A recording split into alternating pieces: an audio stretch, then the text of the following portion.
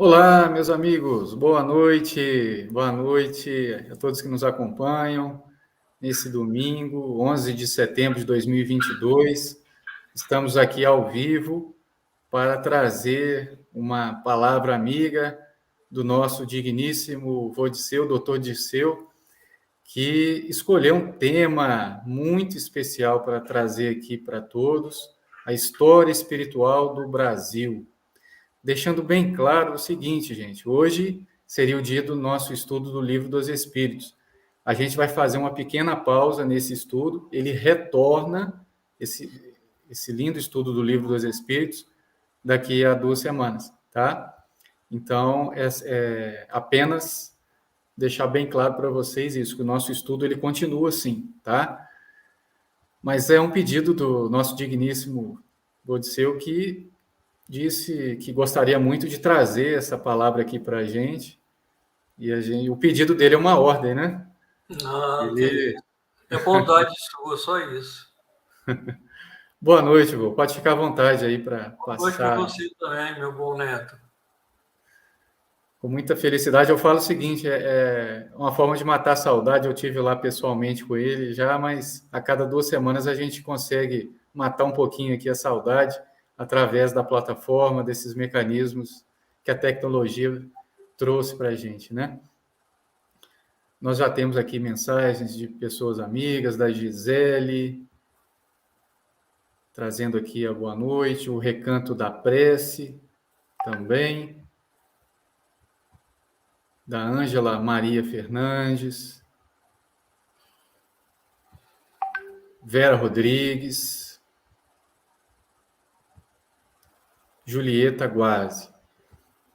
Bom, gente, vai ficar disponível para todos que quiserem assistir posteriormente, tá? É uma transmissão da TV Grupo Espírita da Paz, que também é transmitida para outros canais. Canal Faz, Fé, Amor e Sabedoria, canal Portal do Consolador, da Sociedade Espírita Kardec, Amor e Caridade, pessoal do Facebook. Então, tem muita gente que pode acompanhar essa palavra amiga do nosso digníssimo. Vamos, então, pedir ao vô que faça a prece inicial e já passamos a palavra a ele. A prece inicial é sua. Ah, então tá certo. Vamos lá. Essa é a minha do final. Aí já cansei.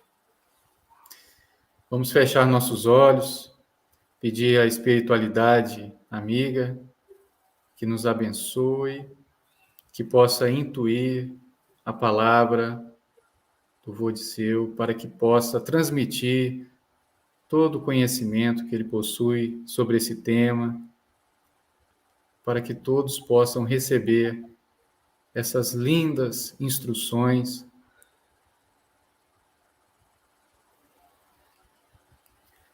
Que o nosso governador espiritual, nosso Senhor Jesus Cristo, e sua falange do bem, estejam sempre conosco. Que possamos fazer bom uso dessas instruções, com toda a responsabilidade que nos cabe, pois o próprio Cristo disse: a quem mais é dado, mais será cobrado. Que tenhamos uma linda transmissão e que possamos guardar no coração todos esses ensinamentos, para que possamos ter a honra de sermos chamados filhos de Deus. Com a palavra, doutor Disseu. Vô, Oi, foi? o senhor escolheu esse tema, História Espiritual do Brasil. Por que o senhor escolheu esse tema? Fala para a gente. Porque a gente viu a manifestação do 7 de setembro, a situação que está o país, parecia aqueles girassóis da Rússia, né? Tudo amarelo, muito bonito mesmo, muita luz. Então a gente achou que nosso trabalho poderia estender mais um pouco e dar uma pesquisa sobre a vida espiritual do Brasil, que é muito importante, principalmente para nós que trabalhamos na doutrina espírita, estamos iniciando na doutrina, né? Porque a gente tem milhares de anos de vida, agora que achou o caminho. Mas eu penso assim, o mínimo que a gente pode fazer pela doutrina é trabalhar na sua divulgação. Chico disse isso, com o advento da era da informática, a doutrina espírita será muito divulgada. É o dia inteiro tendo live no Brasil todo. Isso vem mostrar que há interesse da população em ouvir os ditames da doutrina, que são a história do nosso povo, a história espiritual de nosso povo. Então, é ingratidão, viu? Gratidão mesmo. Maravilha. Bom, vou deixar o senhor à vontade, eu sei que o senhor se preparou, inclusive fez uma palestra sobre esse tema aí em Goiatuba esses dias, não foi? Foi. 2 já. 2 já. Nós começamos com o trabalho com nosso Senhor Jesus Cristo. Ele convida Eliu ou Eliel, que a gente não sabe o nome em hebraico, né, pronúncia, para conhecer e visitar as Américas. Aí a gente lembra quando Emmanuel levou Chico para conhecer o nosso lar, né? Os umbral e tudo. Então a gente vê que há uma relação muito grande de amor entre Jesus e seus discípulos. E ele com Eliú visitaram o continente americano todinho. Começaram lá na América e ele Jesus mostrou para Eliel, olha aí, ó, aqui é o pensamento, é o cérebro da América. Mostrou para ele aqui o pensamento e tudo, a administração, a inteligência e tudo.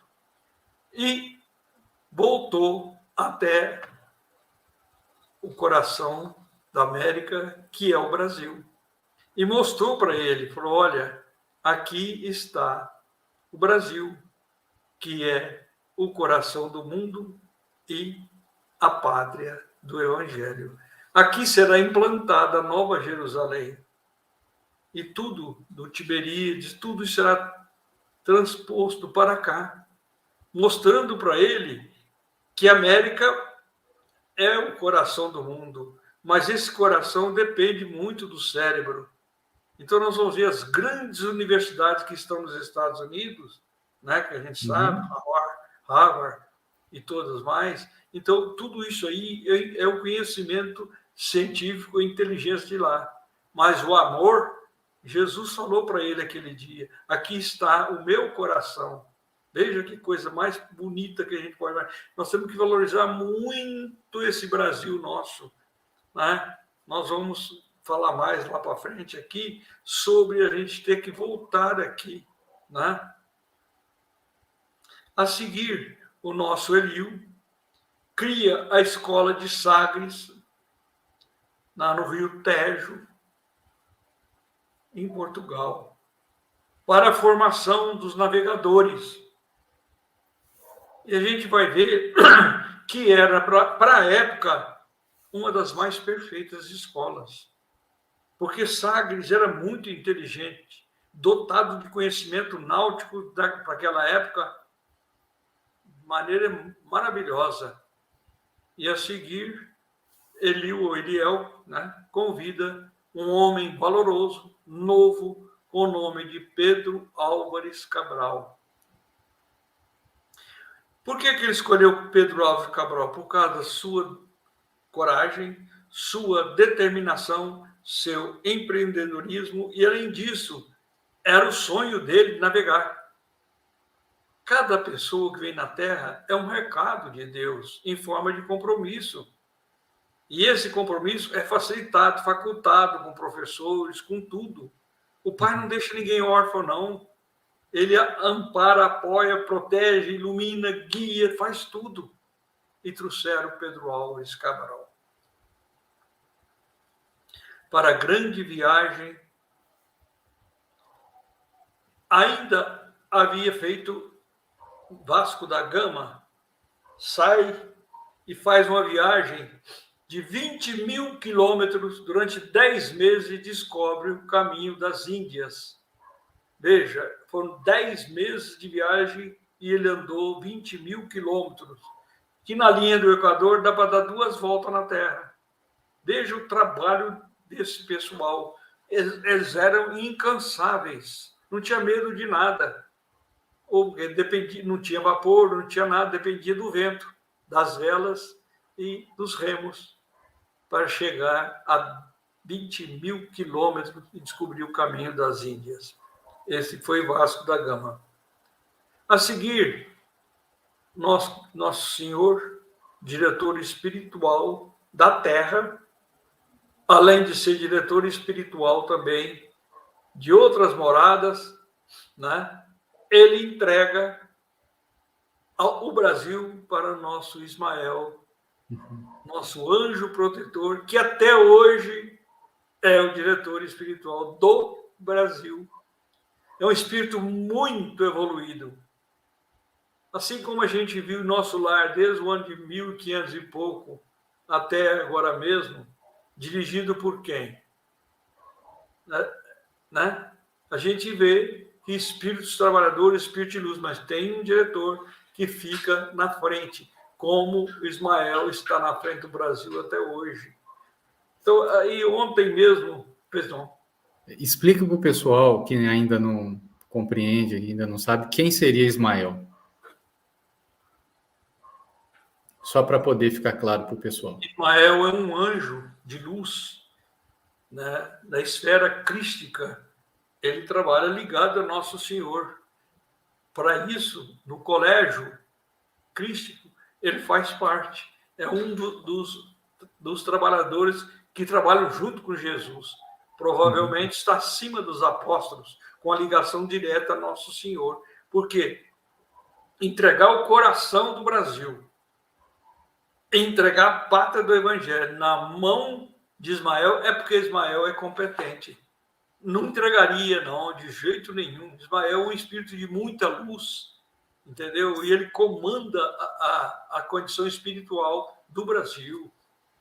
Seria ele aquele soldado romano que teria colocado... Não seria ele, né? Não. Ainda não estava nessa condição, ainda não. Não vamos ver Dom Pedro II, né? Não vamos chegar lá. Tá bom. O descobrimento, a gente vê que era praticamente carta marcada, já sabia da existência do Brasil, porque houve o Tratado de Tordesilhas em 1494, 6 anos antes. E outra, quando era uma viagem, né, para negócio e tudo, não se levava cruz e nem bispo. E aqui nessa viagem levaram uma espécie de escrivão, Pedro Vaz de Caminha, um bispo, né, Henrique de Coimbra, né, para celebrar a missa e registrar o descobrimento.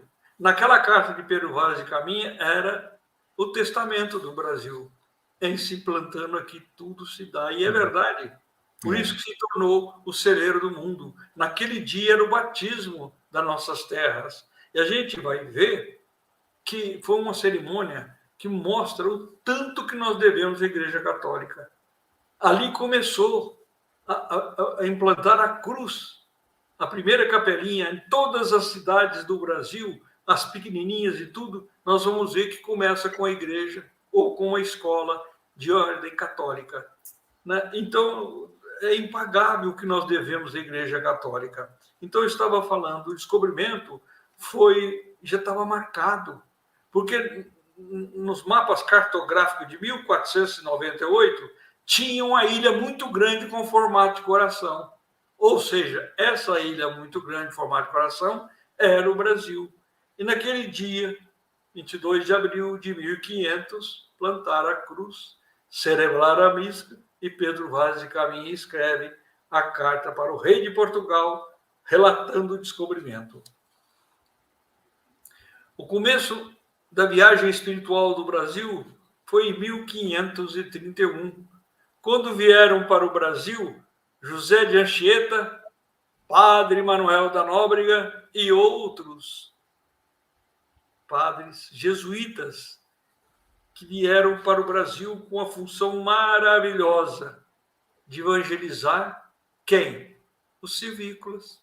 Porque aqui, antes do descobrimento, existiam os índios, que tomavam conta de todo o litoral do Brasil. Eles viviam até na floresta amazônica até o dia de hoje. A Mata Atlântica todinha circulava o litoral do Brasil. A costa do Brasil todinha era a Mata Atlântica com os índios. E eles vieram, participaram, tanto é que a gente vê, eles participaram da primeira missa do Brasil, juntamente com os padres e tudo. Em 1531, então, nós vamos ver que nasce a condição espiritual do Brasil com o padre Antônio Vieira, que era um espírito de muita luz, e ele, né, trouxe o magnetismo do amor para a terra do Brasil. Nós vimos tudo dele, o sermão de Vieira, tudo, você vê que é uma epopeia de muita luz, de muito amor, que ele trazia para o Brasil, para o Antônio Vieira. Nós vamos observar que Nóbrega sai a pé da Bahia, catequizando e evangelizando índio a pé, até as margens, né, do Rio, acho, de São Paulo, aonde, junto com Anchieta, constrói o Colégio de São Paulo. Por isso que o Chico ficava igual uma criança, feliz da vida. Eu estou indo para São Paulo. Eu falei, eu já sei, tio. Já sei, lá é a terra de Anchieta e Manuel da Nóbrega, que é o nosso querido Emmanuel. Aí você vai ver que o Brasil nunca foi esquecido pela luz do Cordeiro. O Brasil nunca teve tanta a proteção espiritual. Você vê que 31 anos depois do descobrimento, vem aqui quem? Padre Manuel da Nóbrega, José de Anchieta, além de Antônio Vieira. Nós vamos ver que trouxeram a luz melhor que se tinha na Europa, em todo lugar, para o Brasil. E eles se prontificaram a viver aqui. Não tinha nada, não tinha nenhuma benfeitoria, não existia nada. Era terra bruta com os índios.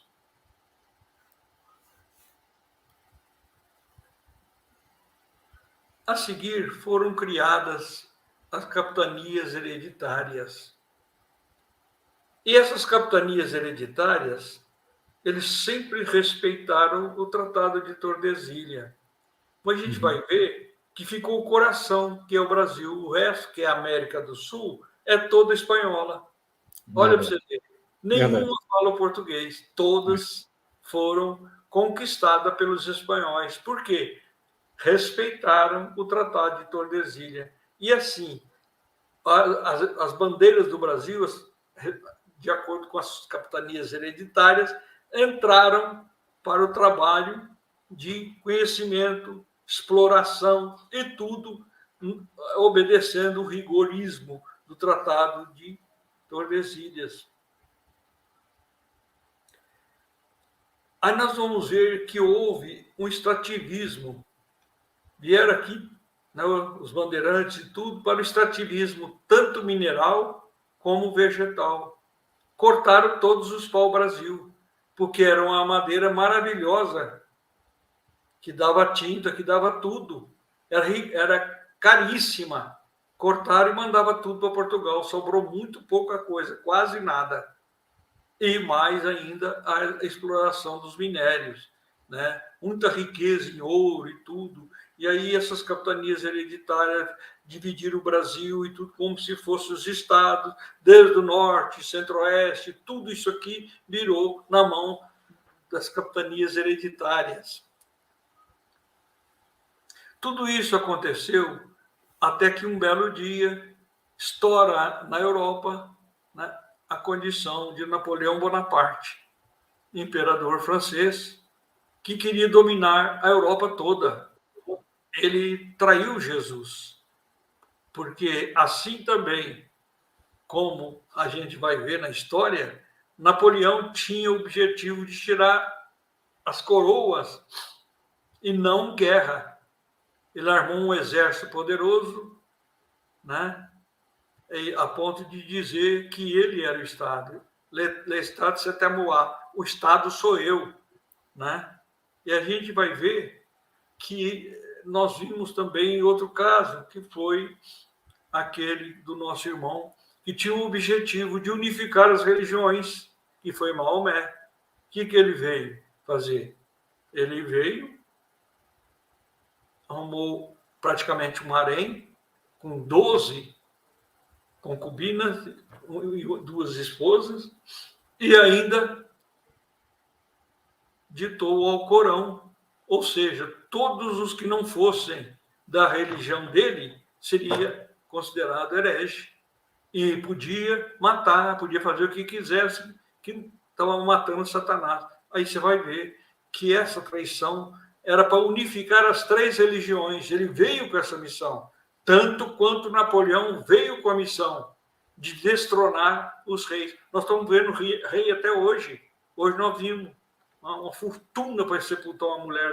A gente não estamos aqui para criticar, mas é a realidade dos fatos. E tudo isso nós vamos ver. Adora uma pedra lá no Oriente Médio, né? Que a gente vê milhões de pessoas em volta de uma pedra. Você vai ver que isso é o atraso espiritual desse povo. Aqui não. Aqui é o Evangelho, aqui é a igreja, aqui nós estamos todos unidos. É o país mais cristão do mundo. Por quê? Porque é a pátria do Evangelho. Porque aqui é o coração do mundo. Mas Napoleão intimou Dom João VI e disse: em 24 horas eles arrasariam Portugal.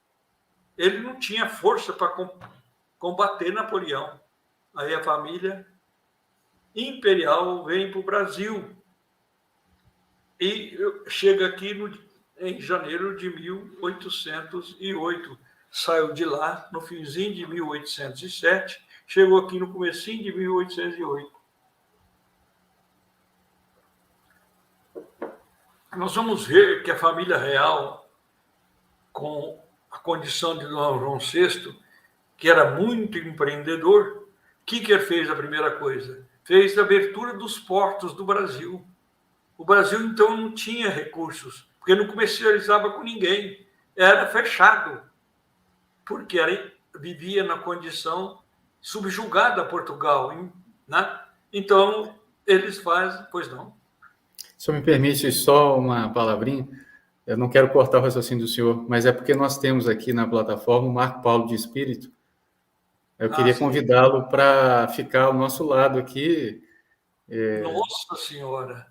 Aí eu tenho que ir embora. Eu vou acrescentar a equipe. Ele vai ficar aqui com a gente também. Não faço isso, não. Não faço isso, não. Dá só uma palavra, então. Só dá uma palavra para a gente. Boa noite, amigos. Eu, na verdade, eu cliquei aqui no convite que o Dirceu me mandou, mas eu quero ficar só nos bastidores, tá? Por favor. Se você vinha, eu não entrava aqui, não. Eu estou tremendo. Me conecta aí, viu, Clóvis? Aqui, mas, o Marco Paulo, o Cláudio Mádio me falou sobre você e disse a ele que eu o chamaria também para poder participar com a gente depois, em outra oportunidade. Vai ser um grande prazer poder contar com a sua presença, tá bom? Como diz o nosso amigo Dirceu Abdala, eu sou o vosso Marco Paulo sai da Terra e vai para o mundo espiritual e não volta mais, não. Conhece tudo do outro lado. Então, é preciso, né? A gente vai ver... Tá certo, mas foi um prazer. Se você quiser ficar aqui com a gente, vai ser um prazer, viu, Marco Paulo? E você está muito bonito. Obrigado. Então, nosso Dom João VI fez a primeira coisa, foi a abertura dos portos do Brasil. O Brasil não tinha jeito de ser mais pobre, não tinha receita nenhuma. Aí começou a abertura dos portos do Brasil, comercializando com a Inglaterra, com os outros povos ainda. Criou o primeiro banco no país com o nome de Banco do Brasil. Ou seja, o Banco do Brasil tem 214 anos. Criou o Jardim Botânico, eu fui lá conhecer. A gente que trabalha nessa área, eu fiquei apaixonado. Todas as espécies que a gente pode pensar, ele conseguiu lá. Mas foi uma coisa linda mesmo, as palmeiras imperiais, de mais de 100 metros de altura, 150, 180 anos de existência, 200 anos agora, tudo isso a gente viu. Então, ele trouxe para nós a coleção das ervas da Mata Atlântica, do Cerrado brasileiro, do campo, né, da floresta amazônica, ervas que a gente fica impressionado como é que conseguiu tudo isso e que existe até hoje, muito bem zelado. É porque foi bem plantado. Tudo que é bem plantado é bem zelado. Trouxe também a primeira escola de medicina. Foi aí que nosso querido doutor Bezerra de Menezes formou. E trouxe também o teatro real. Aí entrou a cultura no Brasil. Porque o Brasil, em matéria de cultura, de música e de literatura, está atrasado há mais de 200 anos. A gente vai ver que tudo isso aconteceu há 200 anos para trás. Você não vê nenhum expoente na literatura brasileira, nenhum best-seller que atingiu o mundo inteiro, a não ser Chico. Só Chico conseguiu isso. E outros aí, mas a gente vê que é uma literatura paupérrima. A de Chico, não. A de Chico cheira Jesus, né? É uma expressão vulgar, mas é verdade. E depois também ele trouxe a imprensa. Nós não tínhamos condições de imprimir um livro até então. Então, essa vinda de Dom João para o Brasil foi benéfica. Trouxe muita riqueza e empreendimentos de real valor, né? Mas aí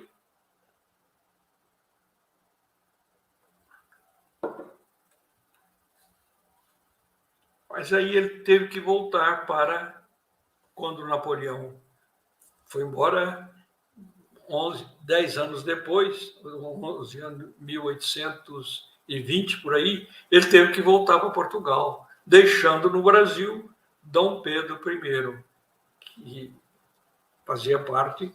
Então, ele ficou como o primeiro imperador do Brasil. Antes disso, a gente vai falar aqui um pouco que no ano de 1550 inicia a escravidão no Brasil. Essa escravidão você vai ver que ela iniciou em Madrid. Naquele livro Renúncia, a gente vai ver, né, que aquele senhor, que até morreu por causa da escravidão, que foi denunciado no Santo Ofício, né, e ele, para não sofrer a lapidação que ele iria sofrer, ele suicidou-se. Então, nós vamos ver que em 1550 foi criada aqui a escravidão. Durou 300 anos de intenso sofrimento, endividamento muito grande dos escravagistas, tendo sido o último a libertar os escravos foi o Brasil. Olha que coisa triste.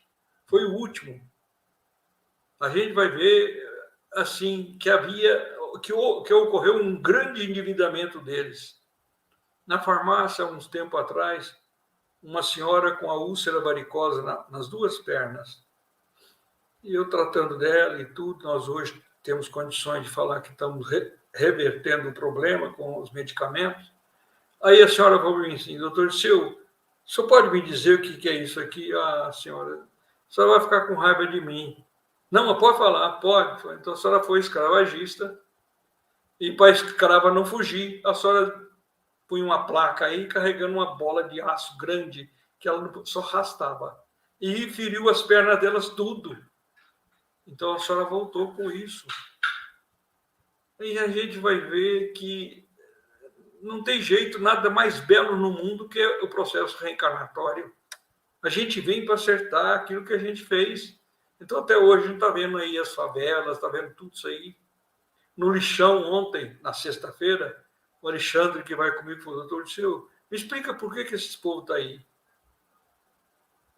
Nossa, mas é muito, só urubu e cachorro e fumaça, mas é muito mesmo, muito, muito triste. Já foram os miseráveis, os ricos de ontem, que se sujeitaram a vir na Terra nessa condição. Cabe a nós ajudá-los, levar roupa, leite, pão, remédio. Eles pediram colírio por causa da fumaça, eu tenho medo de dar. Por quê, doutor Disseu? Porque a mão deles é muito suja, contaminada, e o colírio é muito perigoso, porque é muito sensível. Pode uma bactéria fazer com que eles fiquem cegos. Então, a gente vai ver que esse período de escravidão foi grave, foi grave. Nós vamos ver que logo que Dom Pedro I volta para Portugal, né?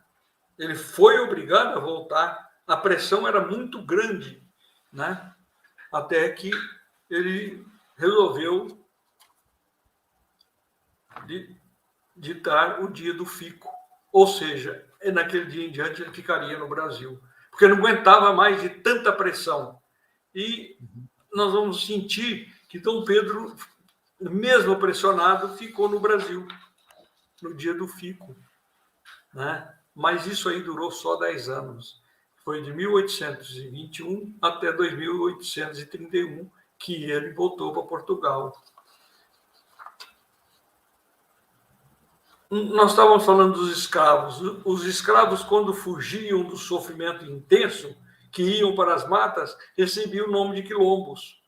Aí a gente vai ver os quilombolas hoje era o retrato dos escravos que não suportavam o sofrimento e fugiam para as matas e recebiam o nome de quilombolas.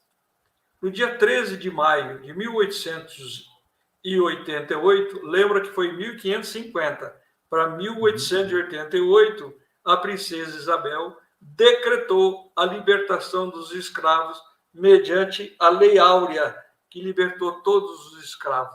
Você vê que a gente viu isso. Por que Dom João, nós vamos ver Dom Pedro I, era o maior sonho dele, não conseguia, por causa da pressão dos fazendeiros. O fazendeiro não trabalhava, o índio não produzia, o índio não se sujeitava à escravidão, porque ele é indolente, ele queria a natureza, a liberdade e tudo. E o escravo era vendido. Trazia uma média de 1.000 escravos por dia no porto do Rio de Janeiro. Há pouco tempo foram construir um prédio lá e aí nas escavações encontraram muito esqueleto, em grande quantidade. Aí a gente vai ver que foi intenso o sofrimento aqui no Brasil. Intenso.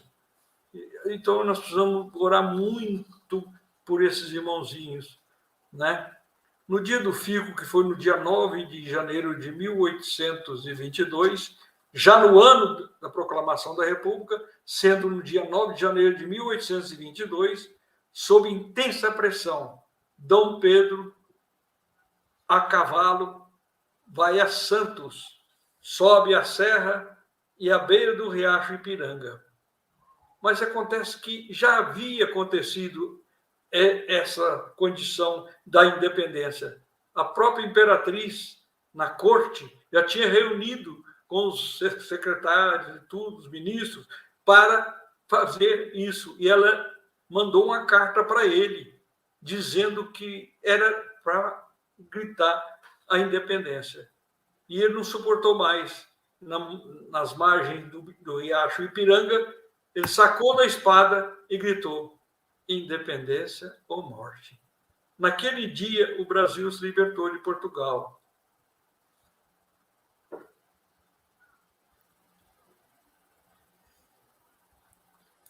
Pouca gente comentou sobre a imperatriz, o trabalho dela. Foi gigantesco. Ela fez tudo. Ele só gritou independência ou morte, mas quem fez tudo foi ela. Ela preparou tudo, ela escreveu, ela exigiu dele que fizesse isso. E no dia 7 de setembro de 1822, exatamente há 200 anos atrás, o Brasil ganha sua independência. Mas essa independência do Brasil não trouxe tranquilidade. Logo a seguir teve uma guerra, onde o Brasil perde o Uruguai nessa guerra. Dom Pedro I abdica em 1831, foi embora para Portugal. Deixa que Dom Pedro II, que era um menino, sob a tutela de José Bonifácio de Andrade e Silva. Quando eles viram que era fácil dominar o Brasil e fazer voltar para trás, e cair a independência, mandou uma esquadra muito grande.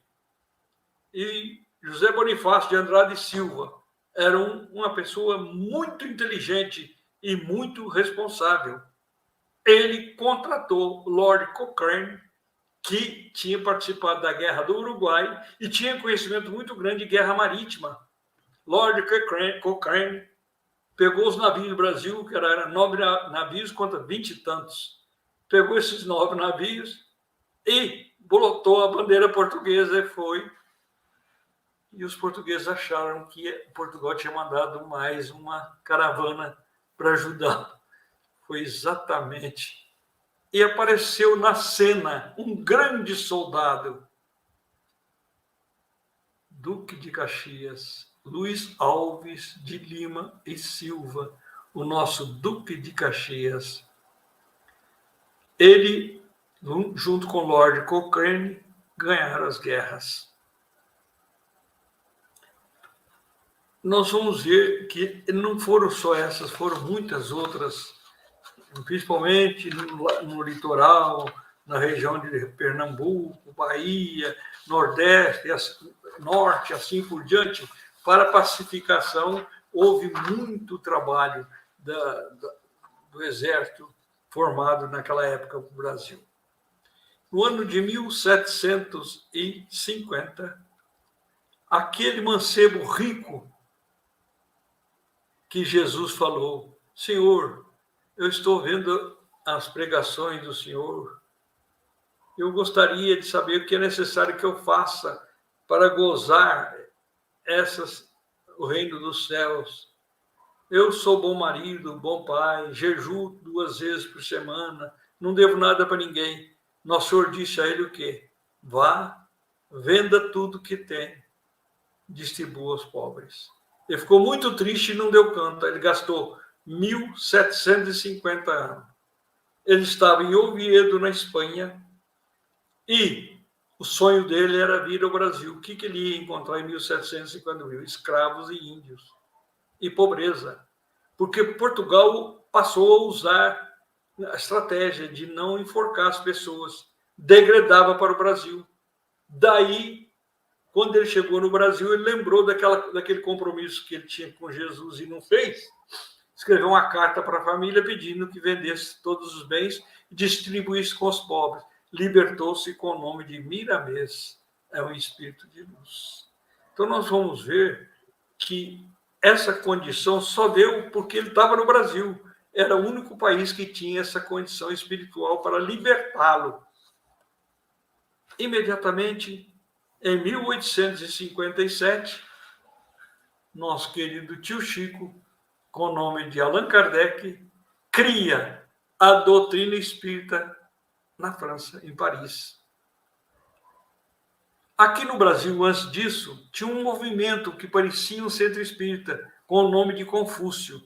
Mas as trevas entraram entre eles, porque eles eram 2 médicos homeopatas, tinham um conhecimento muito grande da homeopatia, estavam trabalhando quase que gratuitamente, pessoas muito boas, mas houve a futrica e tudo mais, eles não aguentaram e fecharam isso aí.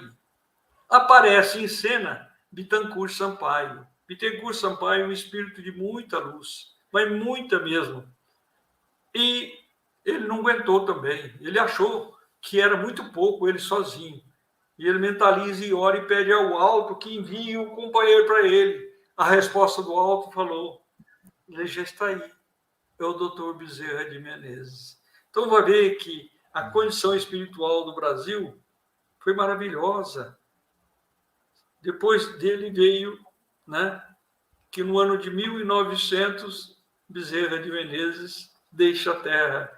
Uma folha maravilhosa, só amor, bondade, tudo gratuito. Certa feita, a mulher dele foi na farmácia, que era ao lado do consultório, e falou para o farmacêutico: nós estamos passando necessidade. Não, mas é o dia inteiro lotado o consultório dele, mas não cobra nada de ninguém, não. Ah, então eu vou instituir aqui um pouquinho de cada um nas receitas e mando a senhora. Daí, poucas horas que ela saiu, o doutor Bezerra chegou e falou: se você fizer isso, eu mudo meu consultório. Agora, você imagina o que veio para o Brasil. Em 1900, vai embora nosso querido doutor Bezerra de Menezes. Mas em 1880, nasce no Brasil nosso querido Eurípides Barçanufo. A gente que fez a biografia dele, não dá para acreditar que possa ter existido um ser daquele jeito. Maravilhoso. Ele que introduziu no Brasil a farmácia homeopática gratuita, que hoje segue no Brasil. Muita gente trabalhando nessa área. A gente vai ver que ele trouxe esse amor total de Jesus para nós.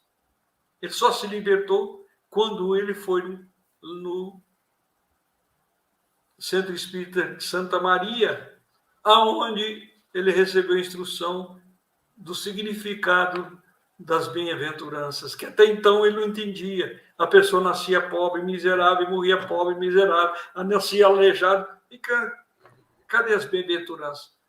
Aí ele recebe a orientação de Aristides, através de Santo Agostinho, que diz a ele: sem a reencarnação é impossível orientar. Aquele que nasceu pobre foi rico ontem. Aquele que nasceu aleijado suicidou. E assim por diante. O anão foi aquele que pulou num prédio ou num abismo e achatou seu perispírito. Aí ele entendeu o que era. Vai embora o nosso querido Eurípides Barçanufo.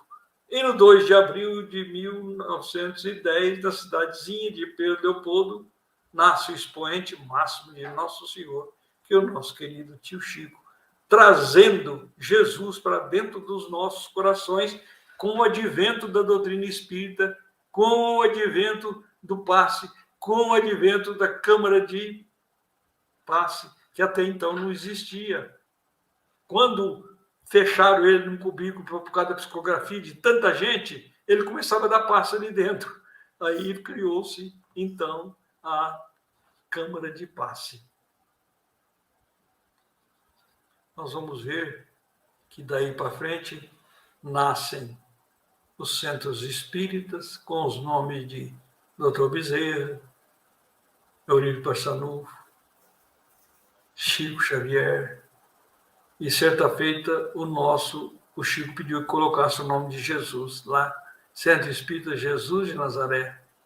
Ele que pediu. Porque, né, nós vamos ver que no solo pátrio teve assistência muito grande de Jesus, pessoalmente, antes do descobrimento. E Chico disse para nós que a informática traria imensos benefícios na divulgação da doutrina espírita, pois divulgá-la é caridade para com a doutrina espírita. Muita paz. Obrigado. Maravilha, hein? Bom, valeu a pena. não deixa o Marco perguntar, não. O Marco Paulo está aqui. Até perguntar para ele se ele quer fazer alguma pergunta, Marco. Não, ele é que vai falar. Eu tenho que perguntar para ele. Quer falar alguma coisa? Quer contribuir? Ele já me ajudou hoje com essa palestra, com essa live, né? Ele já me ajudou. Eu perguntei para ele se o Chico Mineiro era aquele que trabalhava com meu pai. Ele falou, não sei, doutor. Molecada. Oi. Dizem que o Chico revelou que o Eurípides Barçanufo foi a reencarnação do apóstolo Marcos. Você chegou a ouvir alguma coisa dele sobre isso? Foi Marcos, sim. Aquela reencarnação que ele teve, foi o primeiro cristão assim, martirizado na Galileia. Foi o primeiro, Marcos, que foi queimado vivo de cabeça para baixo. Ele era o depois ele volta como Rufo, né? Que foi esquartejado, puxado por um cavalo. Então a gente vai ver que é um espírito de muita luz, de muita mesmo. Quando foi para a gente escrever aquele livro, eu perguntei para o Chico, tio, fala para mim sobre Eurípides Barçanufo. Ele falou, filho, falar de Eurípides Barçanufo é a mesma coisa de falar de Jesus. Uhum. Então a gente vê que é um espírito da esfera Cristo. Uhum. Não tem nem jeito da gente, né? Pois, olha o amor de Jesus com essa terra. Olha que veio para cá. Veio até o Marco Paulo. Brinca com isso, não brinca com isso, não. Mas Eles sabem é disso. muito bonito esse histórico que o Eu Dirceu estava em fez. Campinas, numa pomada, há 10 anos atrás. E aí, o presidente da pomada lá falou: apareceu um aí que é a maior autoridade do mundo. E eu perguntei para ele: como? Em quê? Ele falou: em.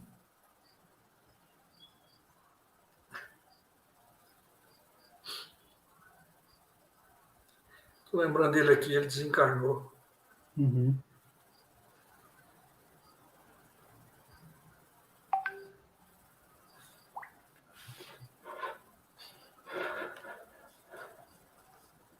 Não consigo lembrar a palavra, me ajuda. Eu estou vendo ele aqui. Uhum. Mas enquanto você lembra aí, Dirceu, eu achei muito bonito esse histórico aí dos bastidores espirituais do Brasil, porque a gente às vezes esquece, e eu acho que você fez um recorte muito bonito, né? Do investimento espiritual no histórico da missão do Brasil. E é muito parecido, o que você fez aí é muito parecido com o que o Emmanuel faz lá no livro A Caminho da Luz, né? Porque no livro A Caminho da Luz, o Emmanuel está contando os bastidores espirituais da história da humanidade. Foi sim. Você trouxe isso para... E Brasil, coração do mundo, pátria do Evangelho, também. São obras de capital importância. Pois é. Tem muito Gente, ainda para para quem ver. não sabe, o Marco Paulo, ele é autor do livro Apocalipse, Espiritismo no Centro da Grande Revelação. Foi o que o Zé Serrano falou. A maior autoridade do mundo em Apocalipse. E eles deixam ele de fora. Isso é... Deixa para lá. Que isso. Deixa para lá. Isso é bondade sua, porque você é um amigo do coração, mas voltando aí na questão do Brasil, Dirceu, tem tanto ainda para a gente conhecer da missão do Brasil, né?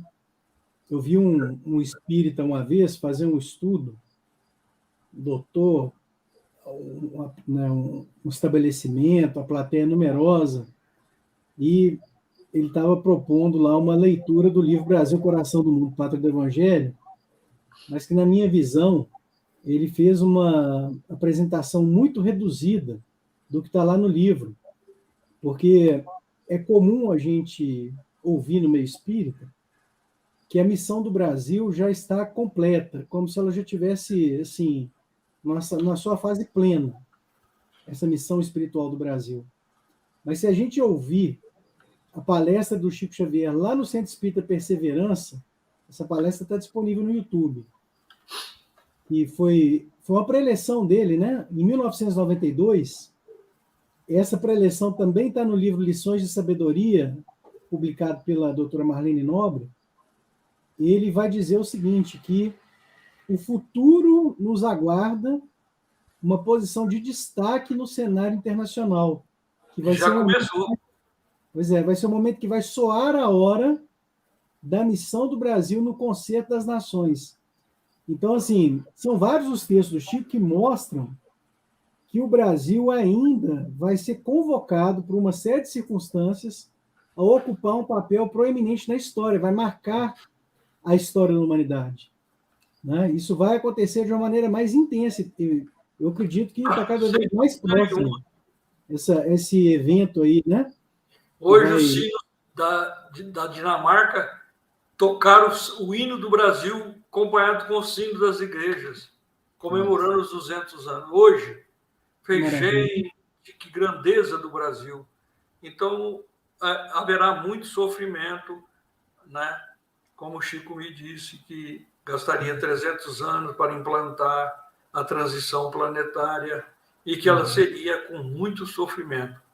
E que se a gente conseguisse não ter a guerra, aí todas as doenças seriam eliminadas, a vida duraria 150 anos e a transição duraria 7.000 anos. Ou seja, nós podemos voltar na Terra e desenvolver mais ainda essas condições que nós estamos aqui, cada vez mais. Porque, veja você, pergunta para um cientista aqui que é qual é a origem da vida? Ele fala tudo, mas não dá conta de falar. Pergunta assim, como equaciona a física quântica dentro das nossas energias e tudo, dentro do nosso magnetismo, dentro da nossa eletricidade, dentro de tudo. Como é que, né, tudo isso nós vamos ter que estudar, e com afinco, é muita coisa. É milênios para a gente estudar. Nós estamos começando, já abrimos a nossa inteligência. O Marco tem uma capacidade de síntese, que eu falei, por que eu não fiz isso desde o começo? Ele cataloga tudo, ele acha tudo que ele quer, e eu não tenho que sofrer. E lá no Brasil, Coração do Mundo, Pátria do Evangelho, Jesus conversando com Eliú, ele traz uma colocação que às vezes a gente não presta atenção nela, nós não atentamos para ela. Ele diz assim: Eliú, retira do seu coração esses inúteis receios.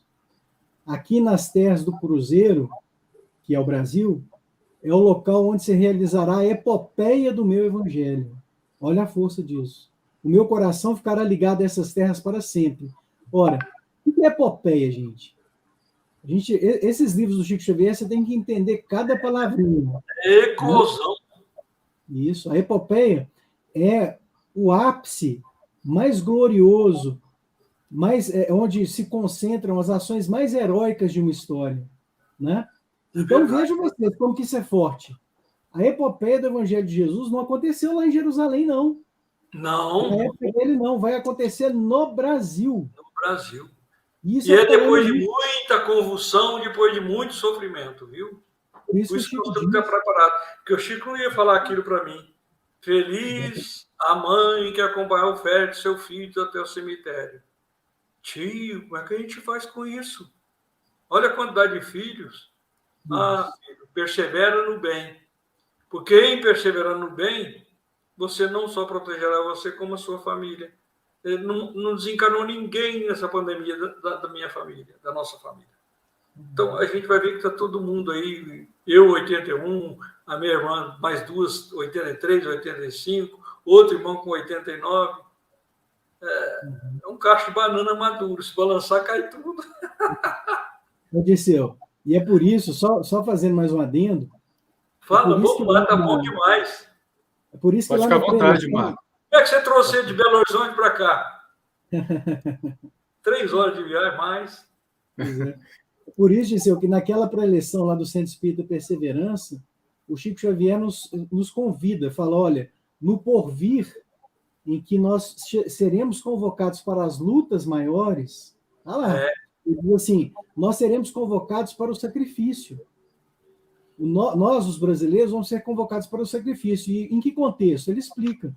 Nós teremos que receber os irmãos que virão de outras terras procurar no solo do Brasil a paz que eles não encontraram no seu território. O amor e a paz que eles não encontraram nas suas terras virão para o Brasil e nós temos que nos adaptar a eles, a recebê-los e tudo mais.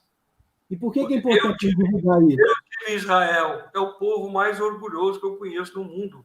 Eu perguntei para o que estava com a gente, falei com ele assim, o guia, né, que a gente fala, falei com ele, qual a porcentagem de cristão tem aqui? Ele fez com os dedos assim, 3%. Falei, o resto, do profeta Davi. Falei, mas ele é guerreiro. É por isso que se joga uma pedra em Israel, ele joga 10 pedras de volta. É assim.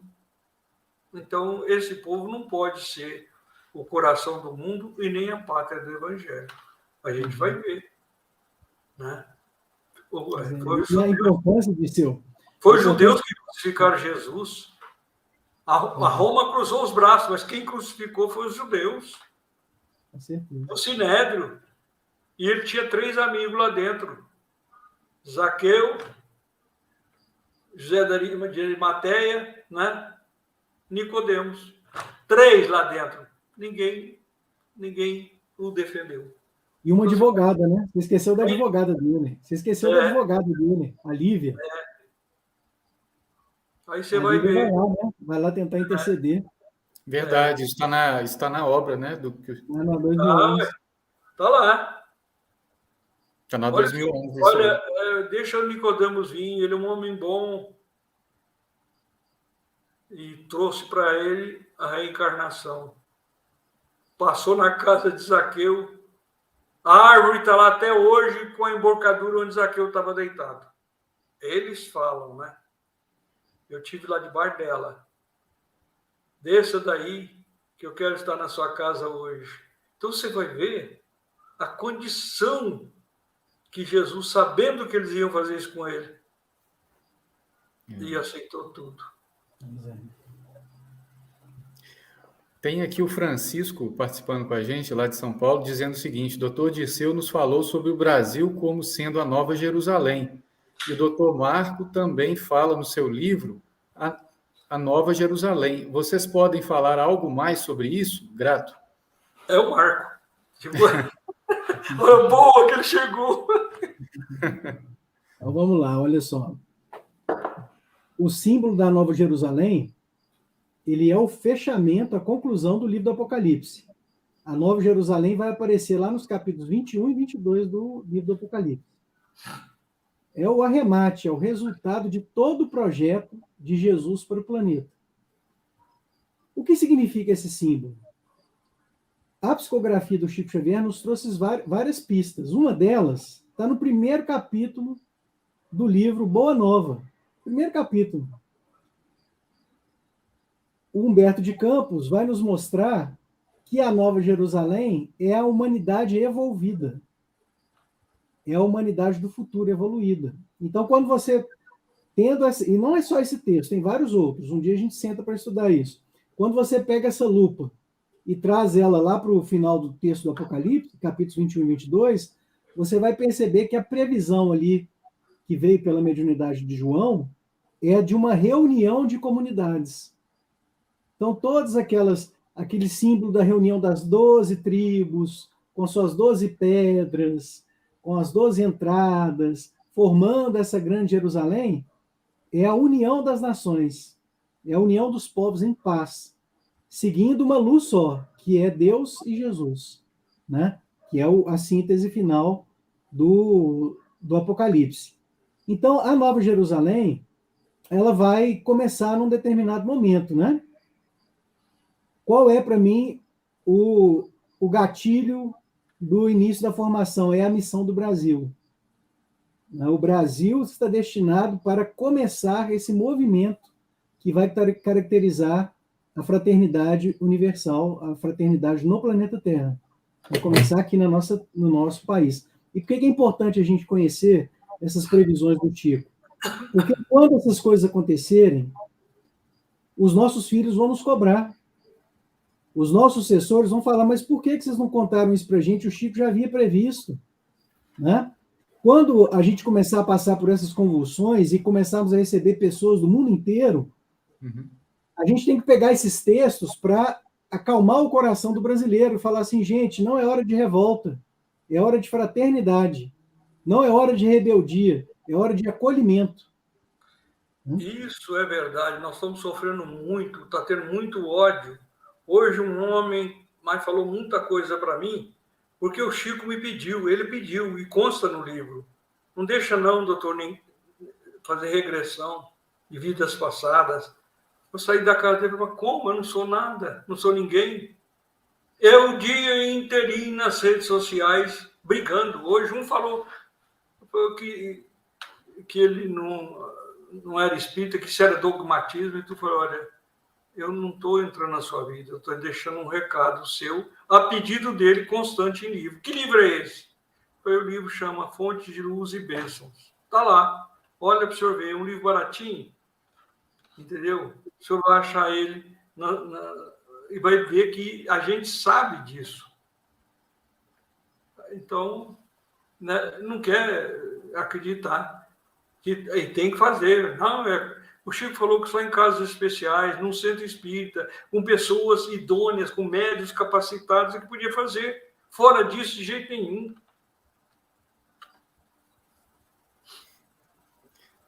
Olha o recado da dona Sônia aí, ó.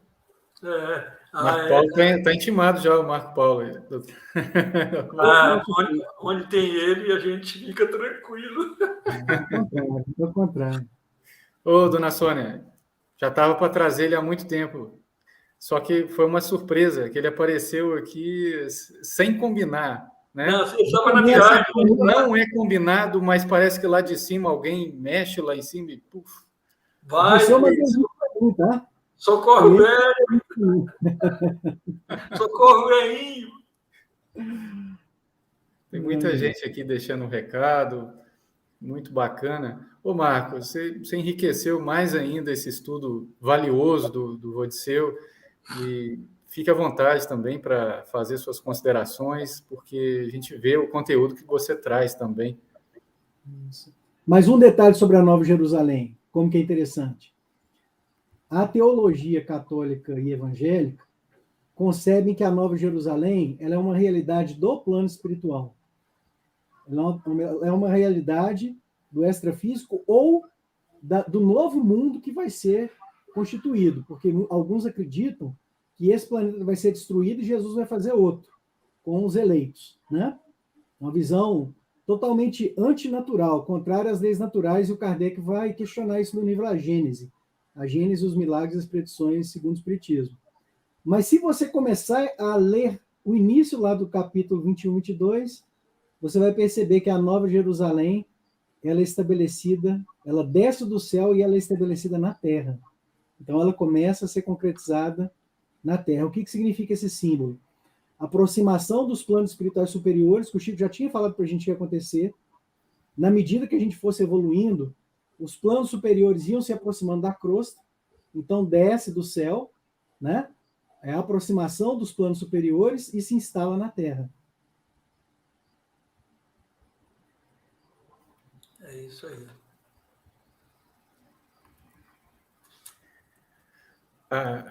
A Carla tá dizendo aqui que abriu vaga para os mestres. Ô, Carla, na verdade, a nossa equipe ela vai somando cada vez mais e você faz parte da nossa equipe aqui também.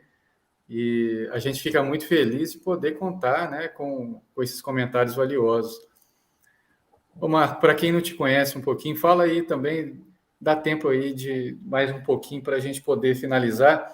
Os livros que você publicou, os seus estudos, eu já vi, assim, a primeira vez que eu te vi foi nos trabalhos juntamente com o Geraldo Lemos, mas eu sei que o seu trabalho ele vai muito além de tudo isso, né? Você desenvolveu um trabalho valioso sobre o Apocalipse. Fala um pouquinho para a gente.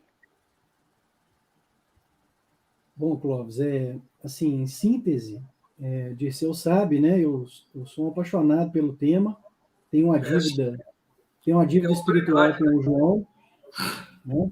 E a gente tenta aí, dentro de muitas limitações, extrair um pouquinho da essência da mensagem geral do livro, né?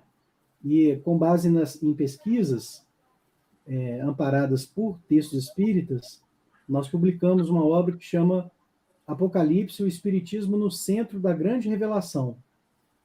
É uma obra que, no final, ela vai ser constituída de 4 volumes. Hoje nós estamos com o segundo, que são os comentários de Apocalipse, capítulo 1 até capítulo 15. E por que eu já comecei... Essa coleção nova está começando do volume 2. É porque o 1 vai ser o introdutório, a gente vai fechar ele só depois de tecer os comentários a todos os capítulos e versículos, né? Mas é uma obra que propõe a compreensão da mensagem. E uma coisa muito interessante é a seguinte: uma das principais mensagens do Apocalipse é a vinda do Espiritismo.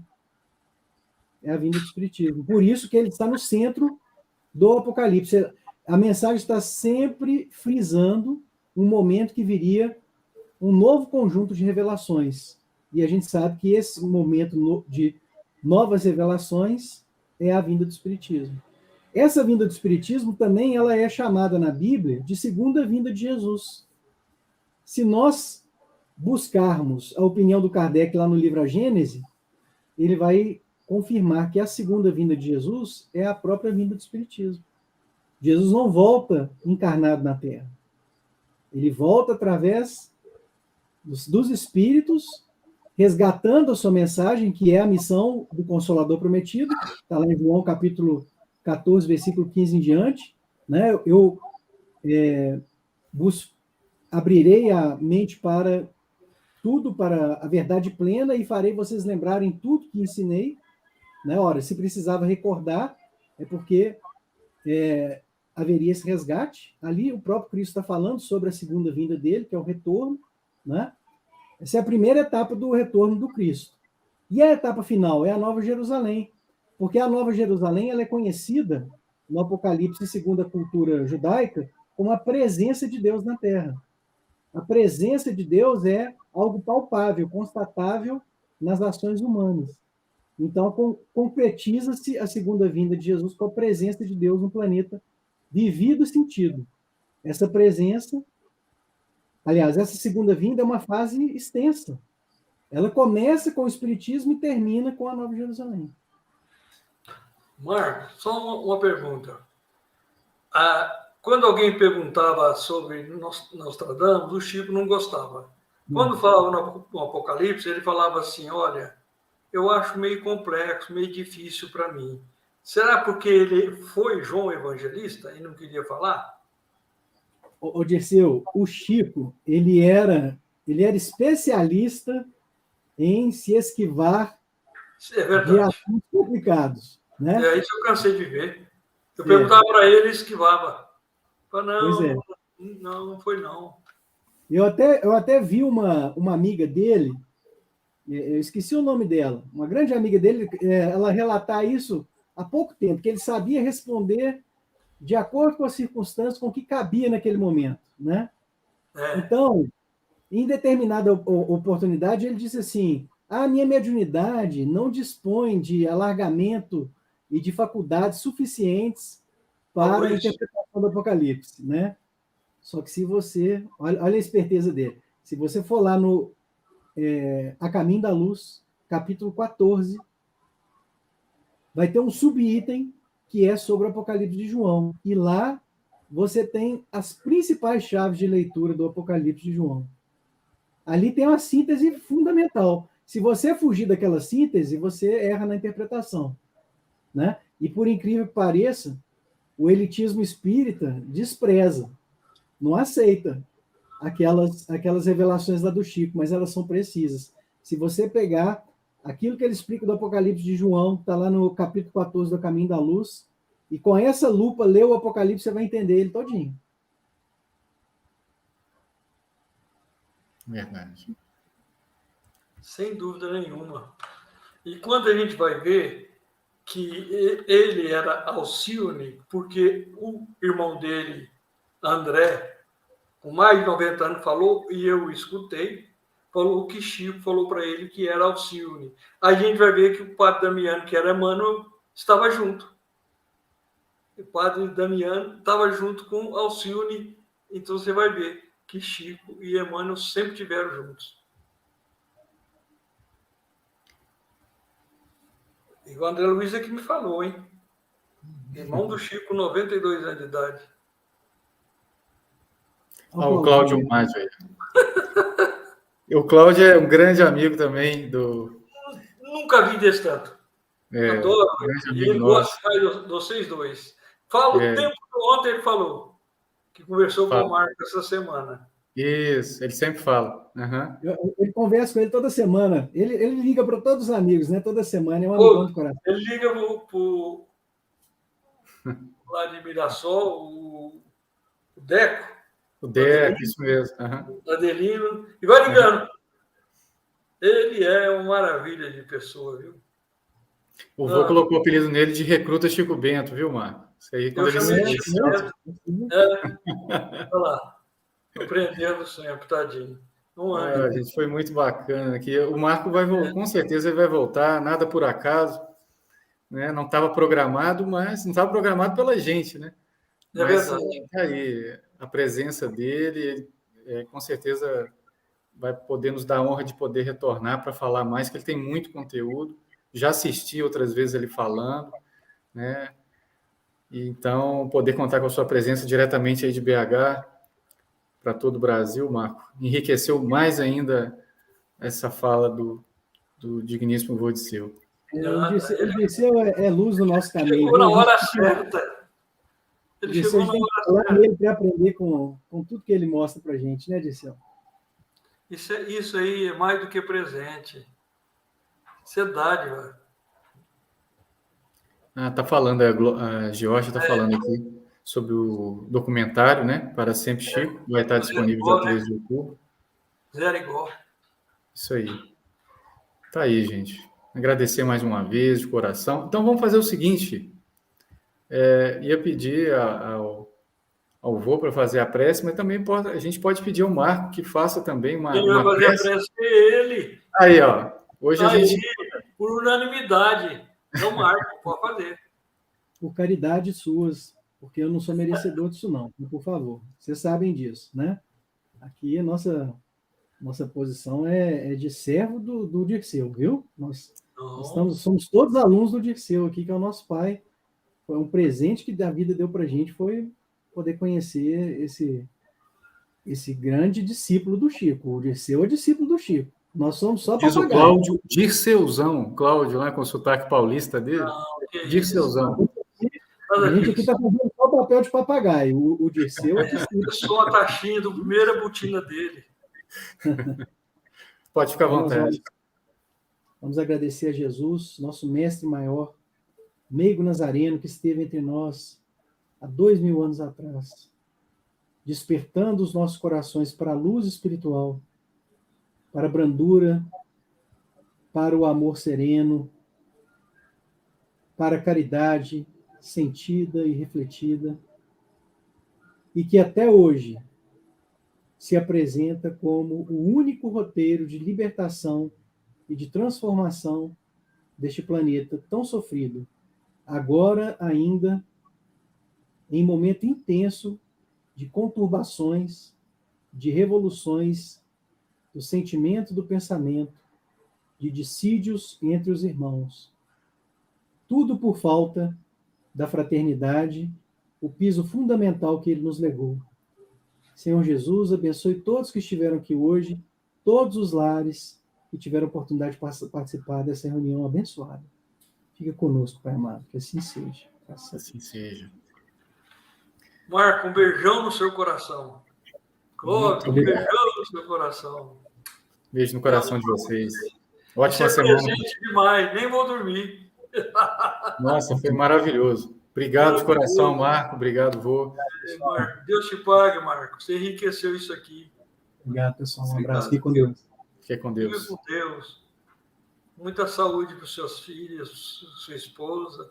Você também, com a sua filha, com a nossa Lívia. Obrigado. Fica com Deus. Fica com Deus, gente.